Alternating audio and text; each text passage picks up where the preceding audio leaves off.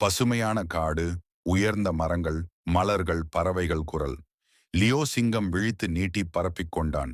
விளக்கம்: லியோ சிங்கம் சாகசங்களை விரும்பினான்.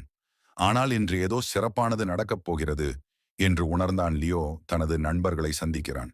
ஒரு குதூகல குரங்கு, அறிவாளி யானை, மகிழ்ச்சியான கிளி. அவர்கள் பழங்களை பகிர்ந்து சிரித்துக் கொண்டனர். விளக்கம்: லியோவின் நண்பர்கள் எப்போதும் அவனுடன் இருந்தார்கள். புதிய சாகசத்துக்கு திடீரென ஒரு பெரிய சத்தம். ஆற்றின் மேல் இருந்த பழைய மரப்பாலம் உடைந்து கொண்டிருக்கிறது. யாரும் கடக்க முடியவில்லை. எல்லாரும் பயந்து நிற்கிறார்கள். விளக்கம்: காட்டிற்கு உதவி தேவைப்பட்டது. ஆனால் யார் துணிச்சலுடன் முன் வருவார்கள்? லியோ தன்னம்பிக்கையுடன் முன் வந்து ஒரு பெரிய மரக்கம்பியை தள்ளி பாலமாக்குகிறான். நண்பர்கள் மகிழ்ந்து கைத்தட்டுகிறார்கள்.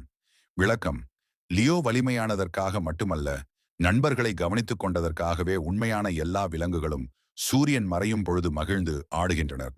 காடு பொன்னிறமாக ஜொலிக்கிறது. லியோ பெருமையுடன் நிற்கிறான். விளக்கம்: அந்த நாளிலிருந்து லியோ வலிமைக்கே மட்டும் ராஜா அல்ல, அன்பிற்கும் ராஜா ஆனான். Like, share, and subscribe. Press the bell button.